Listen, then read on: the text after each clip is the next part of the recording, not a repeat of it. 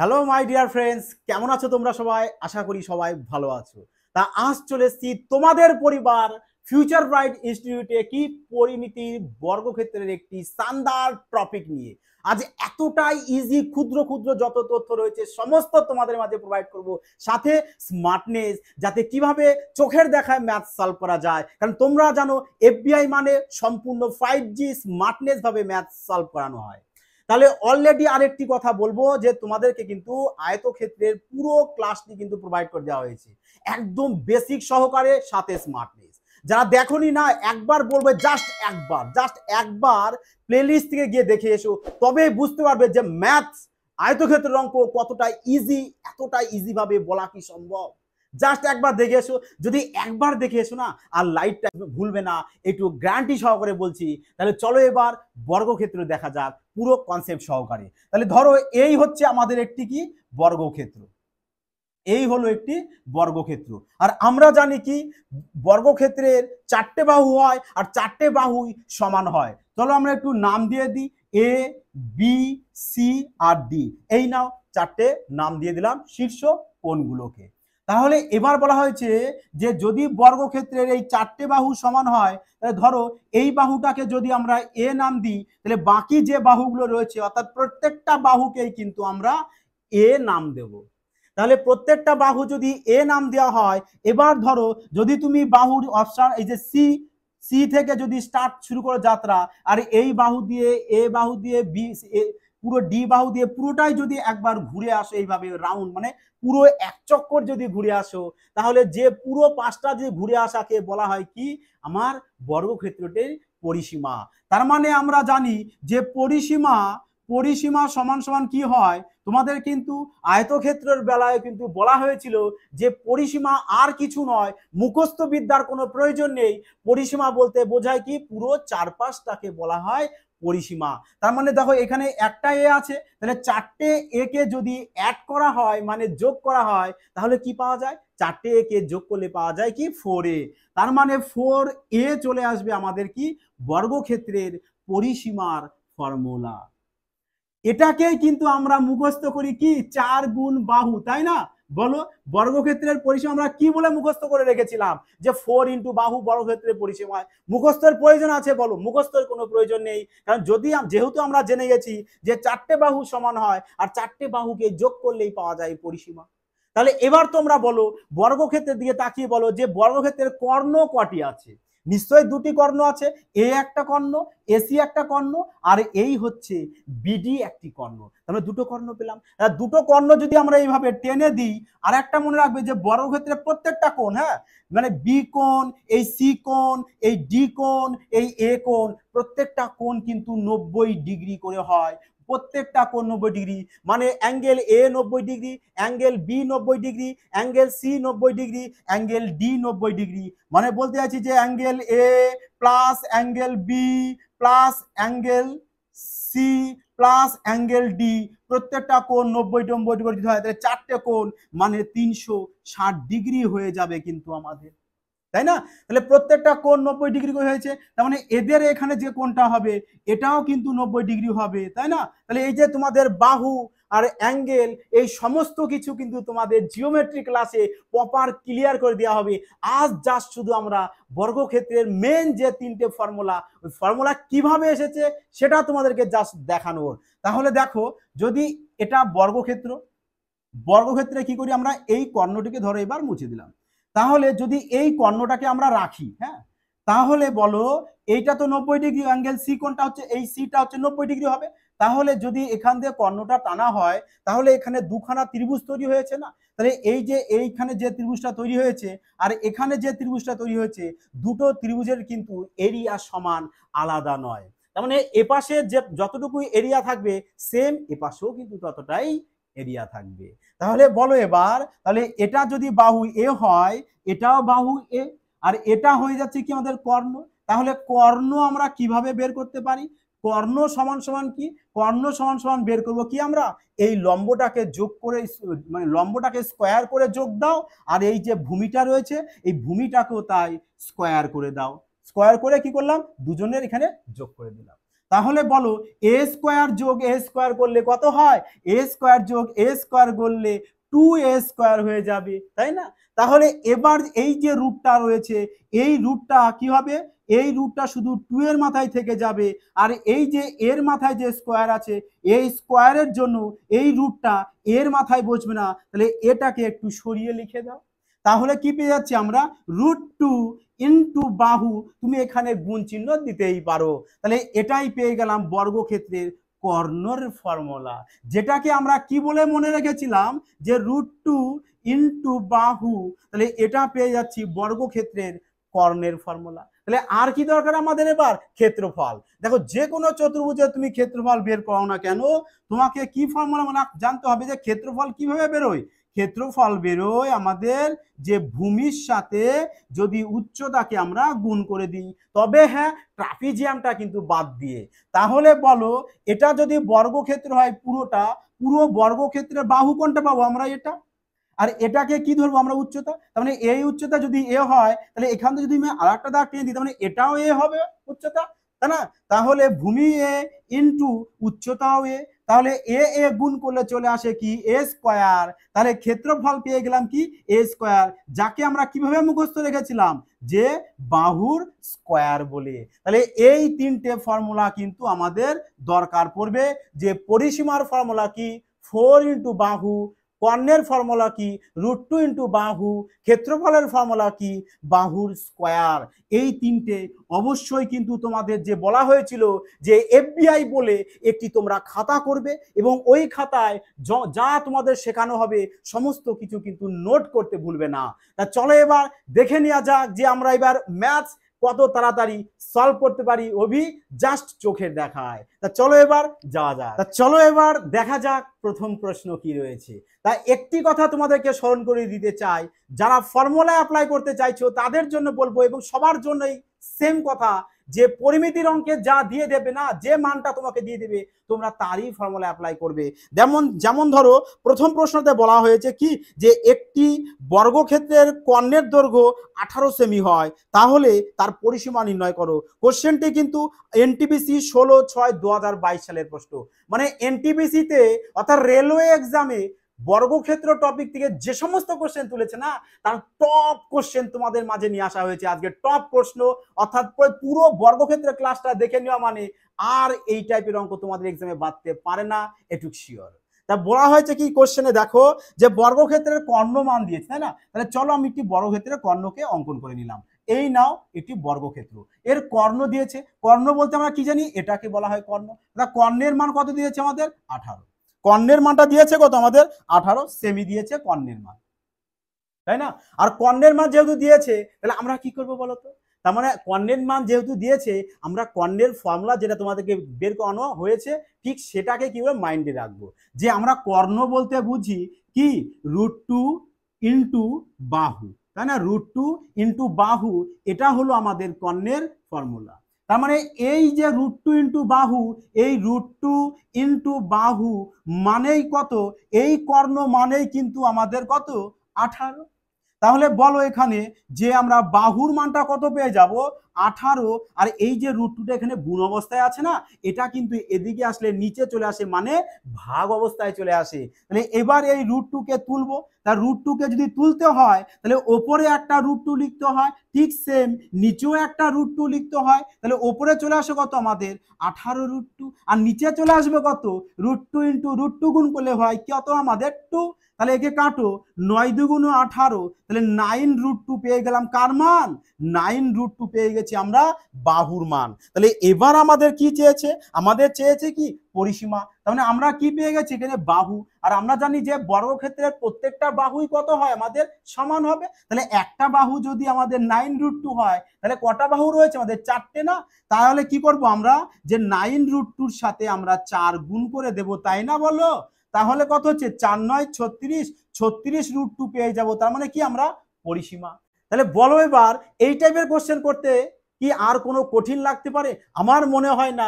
যা যদি একবার পুরো কনসেপ্টটাকে ক্লিয়ার করে নাও না, এই টাইপের প্রশ্ন যা দেবে তোমরা অনায়াসে সলভ করতে পারবে ইজিলি ভাবে। তা চলো এবার পরবর্তী প্রশ্নটাকেও দেখে নেওয়া যায়। তা চলো এবার পরবর্তী প্রশ্ন বলেছে কি, যে একটি বর্গক্ষেত্রের ক্ষেত্রফল 289 বর্গ সেমি, তার কর্ণের দৈর্ঘ্য নির্ণয় করো। দেখো এবার কর্ণের দৈর্ঘ্য দিয়েছে, বের করতে বলেছে, তাই না? তা চলো একটি বর্গক্ষেত্র বলেছে, আমরা কি করব, বর্গক্ষেত্রটা অঙ্কন করে নিলাম, তাই না?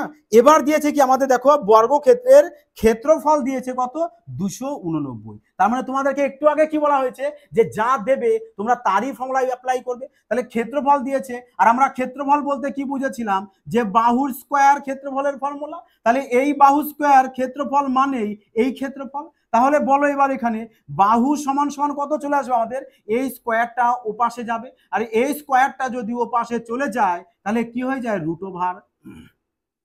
তাহলে 289 হয়ে গেল। এবার বলো 289 এর বর্গমূল কত হয়, 17, তাই না? তাহলে 17 পেয়ে গেছি কি, বাহুর মান। তাহলে বলো আমাদের চেয়েছে কি, কর্ণের মান। তাহলে বাহুর মান যদি আমরা এটা জানি, আর চেয়েছে আমাদের কর্ণ, আর কর্ণের ফর্মুলা আমরা জানি কি, কর্ণ সমান সমান কি হয়, √2 ইন্টু বাহু, এটা হয় ফর্মুলা। তাহলে √2 আর বাহু কত পেয়েছি এখানে, কত আমরা 17, তাহলে লিখে দাও এখানে 17। তার মানে অ্যান্সার হয়ে যাবে কত আমাদের, 17√2। তাহলে এটাই হয়ে গেল আমাদের কারেক্ট আনসার। জাস্ট এভাবে বাড়িতে কি করবে, তোমরাও প্র্যাকটিস করবে, তাহলে এই টাইপের অঙ্ক না কিচ্ছু মনে হবে না, যেন ধুলোর বেগে উড়ে যাবে। একটু কথা নয়, পুরো প্রমাণ সহকারে তোমাদেরকে বলবো, জাস্ট তোমরা শুধু প্র্যাকটিস করতে থাকো। তাহলে চলো এবার পরবর্তী প্রশ্ন দেখে নেওয়া যাক। তা চলো এবার এই কোশ্চেনটি দেখে নেওয়া যাক। প্রশ্নে বলা হয়েছে যে দুটি বর্গক্ষেত্রের বাহুর অনুপাত হয় 4:3 ও তাদের ক্ষেত্রফলের যোগফল হয় 225 বর্গ সেমি, ছোট বর্গক্ষেত্রটির পরিসীমা কত? তার মানে আমাদের কি কি দিয়েছে, যে দুটো বর্গক্ষেত্র দিয়েছে যাদের বাহুর অনুপাত দিয়েছে কত, 4:3, তাই না? এবং এই দুটো বর্গক্ষেত্রেরই ক্ষেত্রফল দিয়েছে। তার মানে তোমাদেরকে একটু আগেই কিন্তু বলা হয়েছে যে পরিমিতির অঙ্কে যা দেবে আমরা তারই ফর্মুলা অ্যাপ্লাই করব। তার মানে আমাদের ক্ষেত্রফল দিয়েছে, আমরা কি করব বলো, কি করব, আমরা ক্ষেত্রফলের ফর্মুলায় অ্যাপ্লাই করব, তাই না? তাহলে ক্ষেত্রফল ফর্মুলা কিভাবে অ্যাপ্লাই করব, প্রথম বর্গক্ষেত্রটার বাহু কত দিয়েছে আমাদের 4, তার মানে এটাকে 4x করে নাও, এটাকে 3x করে নাও। তাহলে বলো বাহু পেয়েছি 4x, তাহলে ক্ষেত্রফল কত করব আমরা, এদের বাহুকে কি করব, স্কোয়ার করব, এখানেও বাহুকে কি করব, স্কোয়ার করব, তাহলে ক্ষেত্রফল পেয়ে যাব। তাহলে কত পেয়ে যাচ্ছে ক্ষেত্রফল আমাদের, 16x², এখানে কত পেয়ে যাচ্ছে আমাদের 9x²। তাহলে এই দেখো দুটো বর্গক্ষেত্রের আমরা ক্ষেত্রফল পেয়ে গেলাম। তাহলে এই দুটো বর্গক্ষেত্রের ক্ষেত্রফলের যোগফল দিয়েছে না, কত দিয়েছে, দুটো বর্গক্ষেত্রের ক্ষেত্রফলের যোগফল দিয়েছে আমাদের 225 দিয়েছে। তাহলে এবার এখানে তুমি যোগ করে দাও, যে 16x² যোগ 9x², তাহলে যোগ করলে চলে আসছে আমাদের 25x²। তাহলে 25x² মানে কত চলে আসছে আমাদের এখানে 225। তাহলে কাটো একে, 9 25 হয় 225, তাহলে x² চলে আসছে আমাদের 9, আর এই স্কোয়ারটা এপাশে গেলে কি হয়েছে আমাদের √। তাহলে 9 এর বর্গমূল পেয়ে যাবো কত আমরা 3, তার মানে x এর মান কত পেয়ে যাবো আমরা 3। তাহলে x এর মান যদি 3 পেয়ে যাই, তাহলে ওই 3টা কি করব আমরা এখানে বসিয়ে দেব, তাহলে 3 3 চলে আসবে কত আমাদের 9। তাহলে ছোট বর্গক্ষেত্রের বাহু কত পেয়ে গেছি আমরা 9। আমাদের চেয়েছে কি পরিসীমা, কারণ পরিসীমা বের করতে গেলে তো আমাকে আগে বাহুটা বের করতে হবে না। তাহলে বাহু যদি পেয়ে যায় তাহলে অবশ্যই আমরা কি করতে পারবো, এবার যে ছোট বর্গক্ষেত্র যেটা থাকবে তার ক্ষেত্র পরিসীমাটাকে অনায়াসে বের করতে পারবো। আর একটা বাহু যদি 9 করে হয় তাহলে প্রত্যেকটা বাহু কত করে আসবে, 9 9 করে। আর না হলে আমরা তো জানি যে পরিসীমার ফর্মুলা কত চলে আসে আমাদের, 4 ইন্টু বাহু হয়ে যায়, তাই না? তাহলে 4 4 লিখে দাও, আর বাহুর মান কত 9, তাহলে কত চলে আসছে আমাদের 4 9 36। এই নাও চলে এসেছে আমাদের ছোট বর্গক্ষেত্রটির পরিসীমা কত, 36। এবার চলো এই প্রশ্নটি থেকে বলা হয়েছে কি, যে একটি বর্গক্ষেত্রের পরিসীমা 56 সেমি দৈর্ঘ্য ও 42 সেমি প্রস্থ বিশিষ্ট একটি আয়তক্ষেত্রের পরিসীমার সমান হয়। তাও এই অর্ধবৃত্তের পরিসীমা নির্ণয় করো যার ব্যাস বর্গক্ষেত্রের বাহুর সমান। কোশ্চেনটি কিন্তু এনটিপিসি 16/6/2022 সালে কিন্তু এসেছে। তাহলে কি বলা হয়েছে, যে একটি বর্গক্ষেত্র আর আয়তক্ষেত্র, তাই না, আবার বলেছে কি একটি অর্ধবৃত্ত। দেখো তিনটে কিন্তু আমাদের একসাথে মিলে দিয়েছে। তাহলে এখানে বলা হয়েছে যে বর্গক্ষেত্রের পরিসীমা 56 সেমি দৈর্ঘ্য আর 42 সেমি প্রস্থ বিশিষ্ট আয়তক্ষেত্রের পরিসীমার সমান। তার মানে আয়তক্ষেত্রের পরিসীমাটা যা হবে বর্গক্ষেত্রের পরিসীমাও কিন্তু আমাদের সেম তাই হবে। তাহলে বলো আয়তক্ষেত্রের পরিসীমা এখান থেকে আমরা কি করব, বের করে নেব। তাহলে আয়তক্ষেত্রের পরিসীমা কিভাবে বের করতে হয়, দেখো আয়তক্ষেত্রের কিন্তু এই বাহুটা সমান, তার মানে এটা যদি 56 হয় তাহলে এটাও 56 হবে, এ যদি 42 হয় তাহলে এও কি হবে 42। আর পরিসীমা বলতে তোমাদেরকে কি বলা হয়েছিল, যে চারপাশটা, পুরো চারপাশটাকে বলা হয় কি পরিসীমা। তাহলে 42 56 42 56 কি করবো আমরা যোগ করব। তা বলো 56 আর 56 যোগ করলে কত আসছে 112, আর 42 42 যোগ করলে কত চলে আসছে আমাদের 84। তাহলে এদেরকে কি করবো আমরা যোগ করে দেবো, চলে আসছে কত আমাদের 196। তাহলে 196 পেয়েছি আমরা আয়তক্ষেত্রের পরিসীমা। তার মানে আয়তক্ষেত্রের পরিসীমা যদি 196 হয় তার মানে বর্গক্ষেত্রের পরিসীমাটাও কি 196 হবে। ইয়েস, বর্গক্ষেত্রের পরিসীমাও 196 হবে, কারণ আমাদেরকে বলে দিয়েছে যে বর্গক্ষেত্রের পরিসীমা আয়তক্ষেত্রের পরিসীমাটার সমান হবে। তার মানে বর্গক্ষেত্রের কটা বাহু পাচ্ছি আমরা এখানে, 4টে বাহু। আর 4টে বাহু পরিসীমা মানে কি 4 ইন্টু বাহু হয় বর্গক্ষেত্রের পরিসীমা। তাহলে এই পরিসীমা মানে কত পরিসীমা পেয়েছি আমরা বর্গক্ষেত্রের 196। তাহলে বলো একে 4 দিয়ে কেটে দাও, চলে আসতে কত আমাদের 49। তাহলে বলো বাহুর মান কত পেয়ে গেলাম আমরা 49 মানে 49। তাহলে বর্গক্ষেত্রের বাহুর মান পেয়ে গেছি আমরা কত 49। তাহলে এবার কি চেয়েছে আমাদের, যে অর্ধবৃত্তের পরিসীমা নির্ণয় করো, মানে এই যে অর্ধবৃত্তের পরিসীমা চেয়েছে তাই না। তাহলে অর্ধবৃত্তের পরিসীমার ফর্মুলাটা কি হয় জাস্ট তোমরা লিখে নাও, যখন অর্ধবৃত্ত তোমাদের বৃত্ত করানো হবে তখন প্রপার ভালোভাবে বুঝিয়ে দেওয়া হবে। তাহলে অর্ধবৃত্তের পরিসীমার ফর্মুলা হয় পাই আর প্লাস 2r, এটা গেল অর্ধবৃত্তের পরিসীমা। তাহলে এবার কি বলেছে, যে অর্ধবৃত্তের যে কি হবে ব্যাসটা যেটা হবে, পুরো ব্যাসটা, এই পুরোটাকে বলা হয় ব্যাস আর অর্ধেকটাকে বলা হয় ব্যাসার্ধ। বলেছে অর্ধবৃত্তের ব্যাস হবে বর্গক্ষেত্রের বাহুর সমান। তাহলে বর্গক্ষেত্রের বাহুটা কত আমাদের 49, তার মানে এই অর্ধবৃত্তের এই পুরো ব্যাসটা কত হবে আমাদের 49। তাহলে পুরোটা যদি আমাদের 49 হয় তাহলে এখান থেকে এইটুকু যাকে কি বলা হয় ব্যাসার্ধ বলা হয়, যাকে কি বলবো আমরা ব্যাসার্ধ।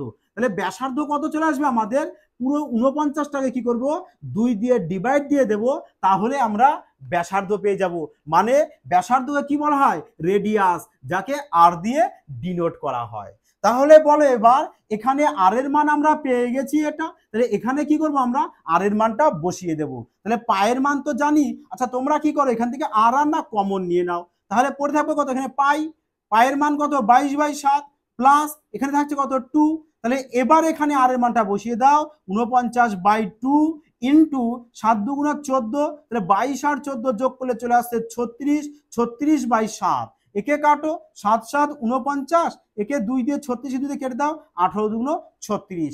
এবার তুমি 18 আর 7 গুণ করে দাও, কত হচ্ছে 7 8 56, 6 আর 5, 7 আর 5 কত হচ্ছে আমাদের 12। তার মানে পেয়ে গেলাম অর্ধবৃত্তের পরিসীমা 126। বোঝা গেছে তোমাদের সবার, আশা করি সবাই বুঝেছো। আর যদি বুঝে যায় অবশ্যই কিন্তু একটি লাইক এবং কমেন্ট করতে ভুলো না। তা চলো এবার পরবর্তী প্রশ্ন দেখে নেওয়া যাক। প্রশ্নে বলা হয়েছে কি, যে দুটি বর্গক্ষেত্রের ক্ষেত্রফলের অনুপাত হয় 16:9, তা তাদের পরিসীমার অনুপাত নির্ণয় করো। দেখো ক্ষেত্রফল অনুপাত দিয়েছে, তার মানে ক্ষেত্রফল অনুপাত দিলে কি করব আমরা ক্ষেত্রফলেরই ফর্মুলা অ্যাপ্লাই করব। তার মানে তোমাদেরকে তাই তো বলা হয়েছিল যে যা দেবে তারই ফর্মুলা অ্যাপ্লাই করো। তাহলে ক্ষেত্রফলের অনুপাত দিয়েছে কত আমাদের 16:9, তাহলে এটা দিয়েছে ক্ষেত্রফলের অনুপাত। তাহলে ক্ষেত্রফল যদি এটা হয় তাহলে আমরা কি করবো, আগে আমরা বাহুর অনুপাতটাকে বের করে নেব। তাহলে বলো ক্ষেত্রফল অনুপাত থেকে বাহুর অনুপাত কিভাবে বের করব, এই ক্ষেত্রফল যা দিয়ে দেবে তাকে কি করো √ওভার দিয়ে দাও। তাহলে 16 বর্গমূল চলে আসবে 4 আর 9 বর্গমূল চলে আসবে 3। এই নাও পেয়ে গেলাম বাহুর অনুপাত।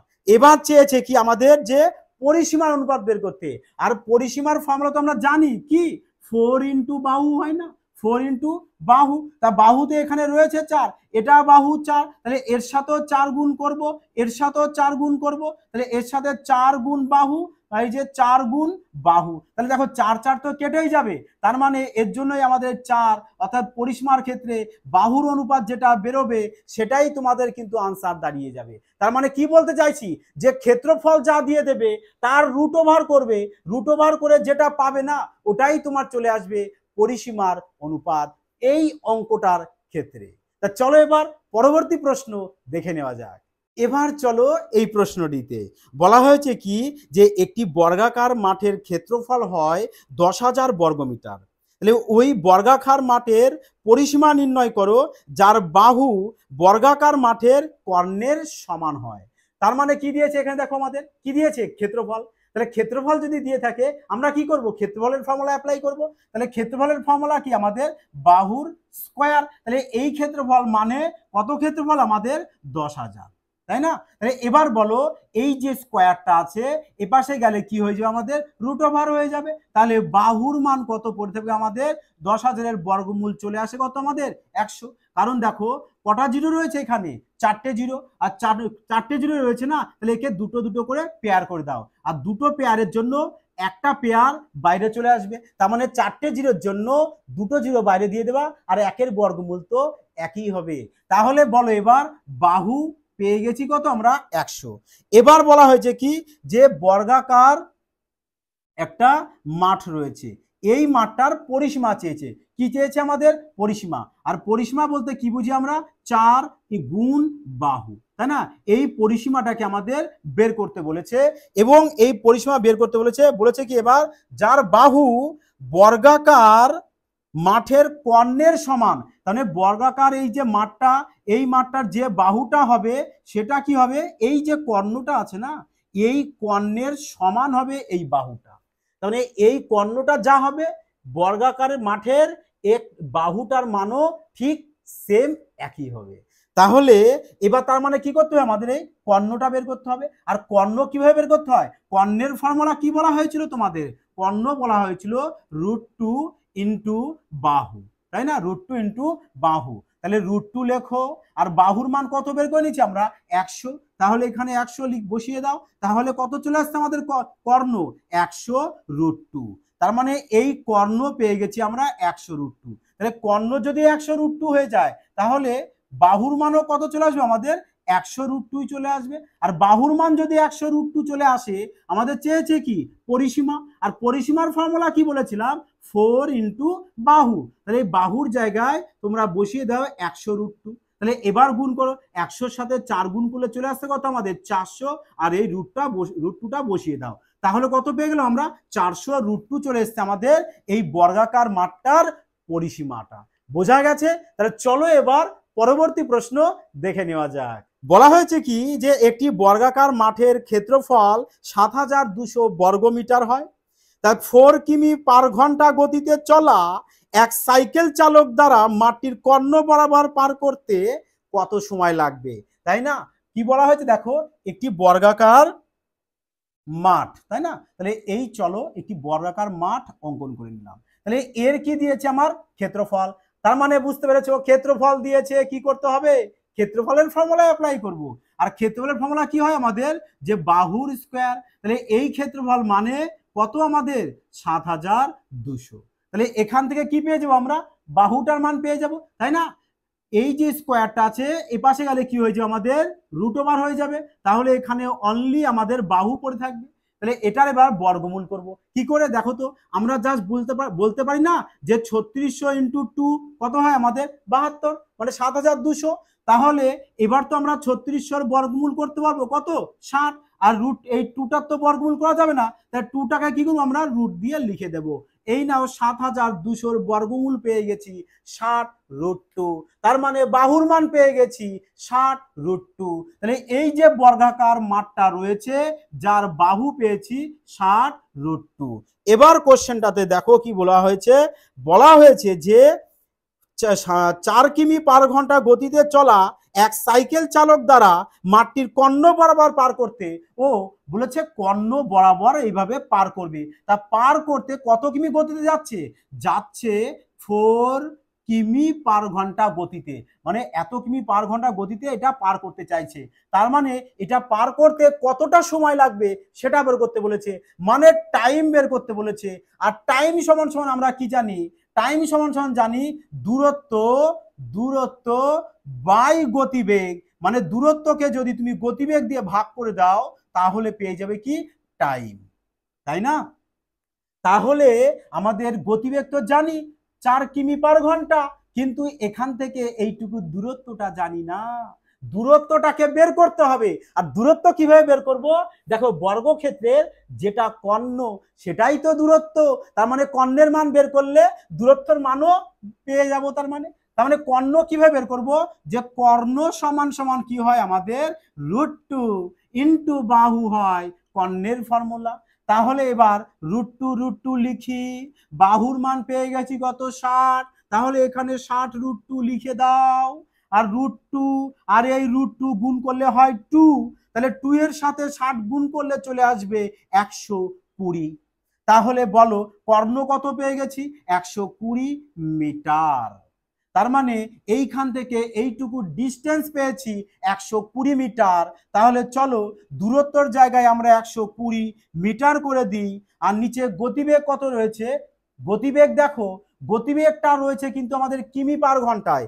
এটা কিন্তু একটা মাথায় রাখবে যে তুমি ডাইরেক্ট কিন্তু এখানে এই দূরত্বকে এই 4 কিমি/ঘন্টা দিয়ে ভাগ দিতে পারো না, কারণ এখানে কিন্তু আমাদের ইউনিটটা সমান নেই, এখানে মিটারে রয়েছে, এখানে কিমিতে রয়েছে, তাই না? তাহলে কি করবো আমরা 120কে না কিমিতে কনভার্ট করে দেব। তাহলে বলো মিটার থেকে কিমিতে যাব, তাহলে কত দিয়ে ভাগ করতে হবে আমাদের 1000 দিয়ে। তাহলে কি পেয়ে গেলাম, এটা এবার কিন্তু মিটারে থাকলো না, এটা কিমিতে কনভার্ট হয়ে গেল। এবার এই দূরত্বকে ভাগ দেবো কত দিয়ে, আমরা কত দিয়ে ভাগ দেবো 4 দিয়ে ভাগ দেবো। চলো তাহলে এবার একে 4 দিয়ে ভাগ দিয়ে দিই আমরা, 4 দিয়ে ভাগ দিয়ে দাও। তাহলে চলো এবার তাহলে কি চলে আসবে, এবার 0 0 কাটো, 4 দিয়ে কেটে দাও, কত চলে আসছে 3। তাহলে কত চলে আসছে আমাদের 3 বাই কত চলে আসছে 3/100, এটা চলে এসছে আমাদের এত কিমি/ঘন্টা। তাহলে এটাকে এবার কি করবো আমরা 60 দিয়ে গুণ করে দেব, তাহলে মিনিটে চলে আসবে। 0 0 কাটো, 2 দিয়ে কাটো 3, একে 2 দিয়ে কেটে দাও, চলে আসছে কত আমাদের, আচ্ছা এখানে একটা 0 হবে না কারণ এখানে 100 পড়ে আছে, তাহলে এখানে আমাদের 100 হবে। তাহলে 100 যদি থাকে আমাদের এখানে এই 0 কেটে যাবে, তাহলে 10 হবে। এবার 6কে যদি 2 দিয়ে কাটো 3, আর 10কে 2 দিয়ে কাটলে চলে আসবে 5, তাহলে চলে আসছে কত 3 3 9, 9/5। তাহলে এই 9/5 মিনিট হয়ে যাবে। তার মানে 9/5 মিনিটে এই কর্ণ বরাবর পার করতে সময় লাগবে 9/5 মিনিট। বোঝা গেছে? তো যদি বোঝা যায় এবং যদি ভালো লাগে বলবো অবশ্যই একটি লাইক এবং কমেন্টের মাধ্যমে জানাবে যে কেমন লাগছে তোমাদের ক্লাসটি। তা চলো এবার পরবর্তী প্রশ্ন দেখে নেওয়া যাক। বলা হয়েছে কি যে একটি বর্গক্ষেত্রের ক্ষেত্রফল হয় 36 বর্গ সেমি, তাহলে এর বাহুর মধ্যবিন্দুকে যুক্ত করায় নির্মিত বর্গক্ষেত্রের ক্ষেত্রফল কত হবে, তাই না?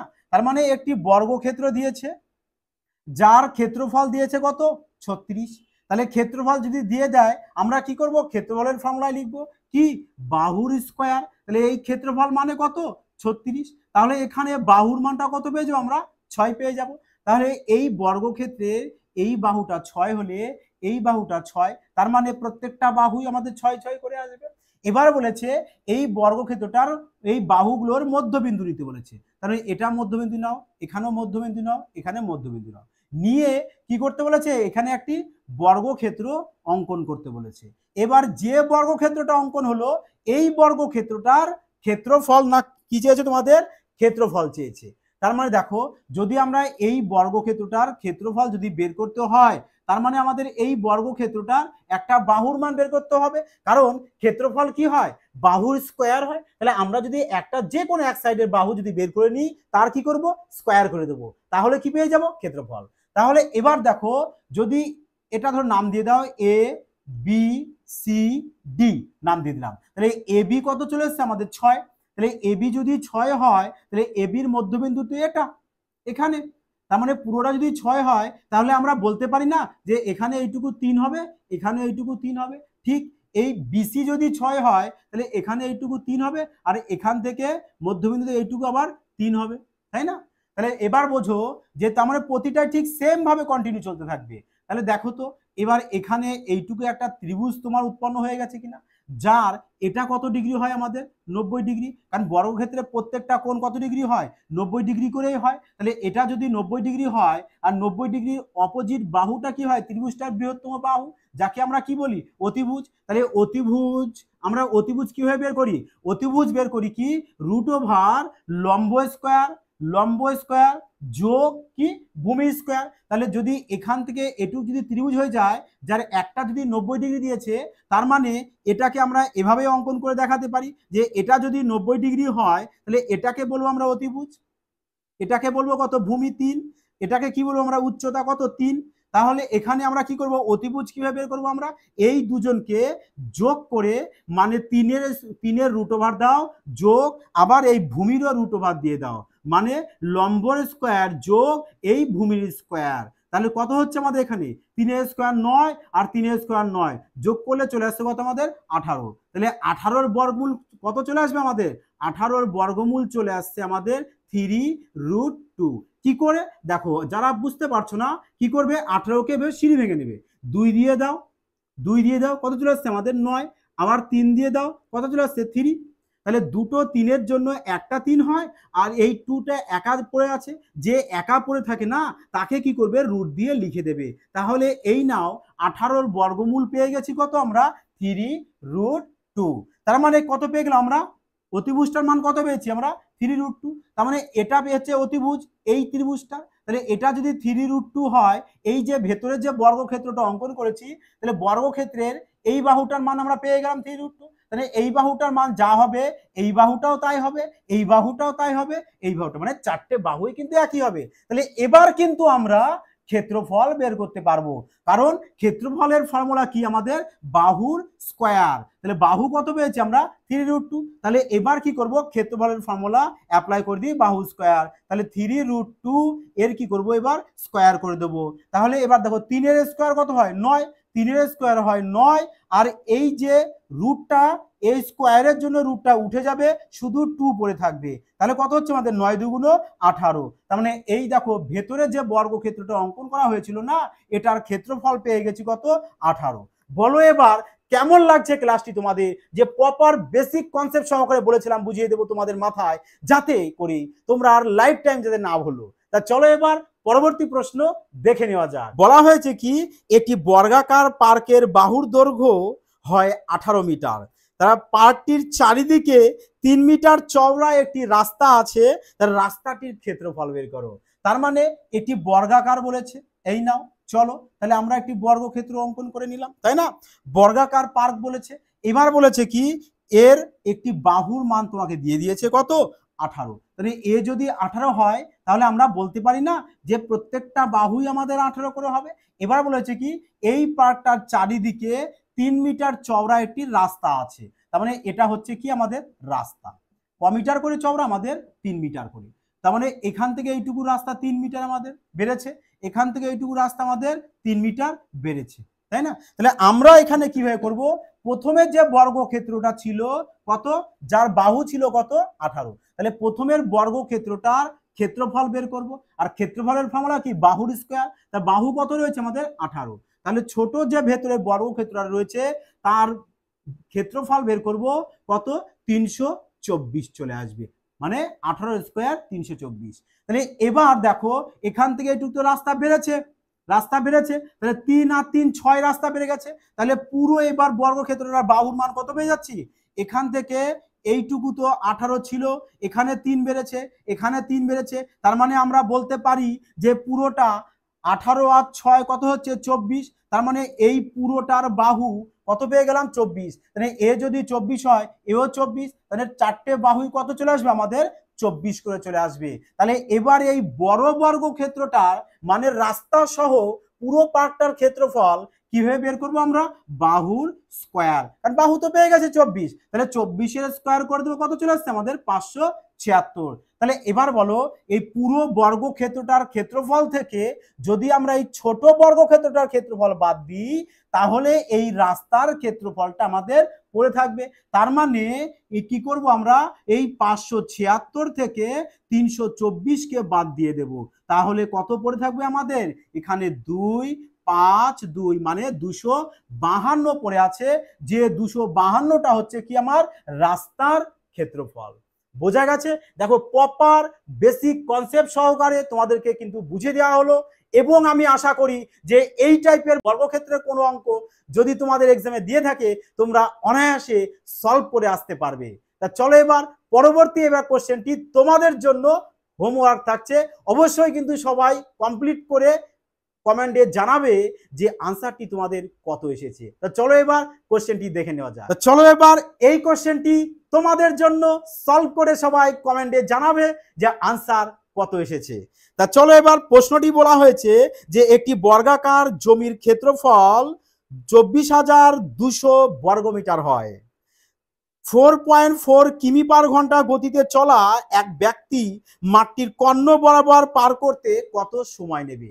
কোশ্চেনটি কিন্তু আরআরবি জেই এক্সাম 1/6/2019-এর প্রশ্ন, এবং আমার দৃঢ় বিশ্বাস তোমরা এই অঙ্কটি সলভ করে কমেন্টের মাধ্যমে জানাতে পারবে, কারণ পুরো ক্লাসটি তোমাদের কিন্তু বেসিক সহকারে বোঝানো হয়েছে। আশা করি সবাই তোমরা বুঝেছো এবং মজা হয়েছে। কি বলো? অবশ্যই কিন্তু কমেন্টে জানিও। যাই হোক বন্ধুরা, সুস্থ থেকো, ভালো থেকো, জয় হিন্দ।